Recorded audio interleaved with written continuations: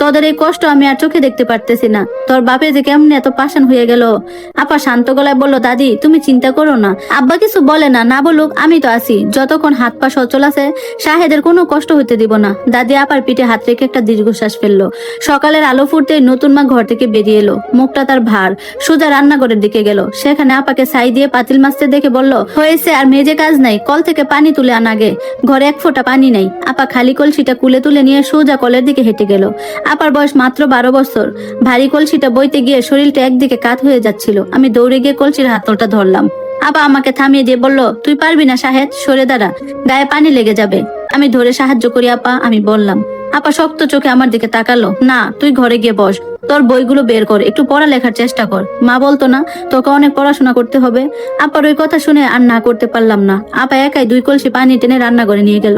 দুপুরের দিকে আব্বা হাট থেকে ফিরলো। হাতে একটা ছোট্ট পাটের থলে।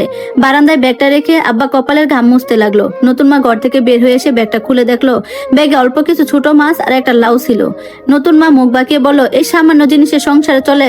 কালকে আমাকে আবার বাপের বাড়ি থেকে টাকা এনে দিতে বলবা নাকি? আব্বা নিচু গলায় বলল, হাতে টাকা নেই গো, মেম্বারের পাওনা টাকাটা দিতে পারলেই কিছু পাবো। কথাবার্তার মাঝে আপা থলে থেকে মাছ আর লাউ তুলে নিয়ে এলো। নতুন মা আপাকে দেখে চেঁচিয়ে উঠলো, হাত দিবি না, সব কাজে তোর আগে আগে যাওয়া চাই, বাপের সামনে, তাই না? সর এখান থেকে।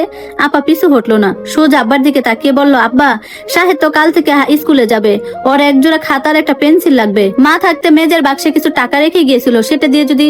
কথাটা শেষ করার আগেই নতুন মা ফুস করে উঠলো, কিসের টাকা? এই ঘরে কোনো বাড়তি টাকা নেই, চাল কেনার টাকা পাওয়া যাচ্ছে না, আবার খাতা পেন্সিলের আবদার। আব্বা এবার একটু অস্বস্তিতে পড়লো। আব্বা আমার দিকে তাকালো। আমি ভয়ে আপার পেছনে গিয়ে হাবলার মতো দাঁড়িয়ে রইলাম। আপা আব্বার কাছে গিয়ে নরম গলায় বলল, আব্বা শাহেদের খাতা না হলে মাস্টার মশাই স্কুলে বসতে দেবে না। তুমি তো জানো মা চাইতো শাহেদ যেন পড়ালেখা না ছাড়ে। তুমি কি চাও ও পড়াশোনা বন্ধ করে কামলা খাটুক? মায়ের নামটা শুনতেই আব্বার চেহারায় কেমন যেন একটা আলো ছায়ার খেলা দেখা গেল। আব্বা একটু সময় চুপ করে থেকে পকেটে হাত রাখতে লাগলো। তারপর কয়েকটা দুমড়ানো 5 টাকা নোট বের করে আপার হাতে দিল। বাজারে আমজাদের দোকান থেকে খাতা কিনে আনিস, আব্বা বিড়বিড় করে বলে নিজের ঘরে চলে গেল। নতুন মা রাগে গজগজ করতে করতে ভেতরের দিকে চলে গেল।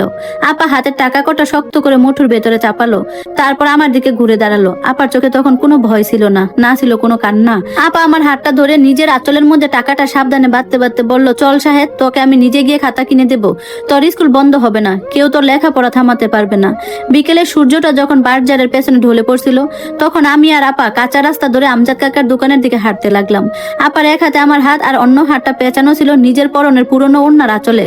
সেই আঁচলে বাঁধা ছিল আমার খাতা কেনার কয়েকটা টাকা আর একটা বোনের সবটুকু আগলে রাখার জোর। ধন্যবাদ সবাইকে এতক্ষণ গল্পটা শোনার জন্য। গল্পটা কেমন লাগলো কমেন্টস করে জানাবেন, আর ইনশাল্লাহ খুব দ্রুত বাকি অংশ শেয়ার করবো। আজকের মতো আল্লাহ হাফেজ।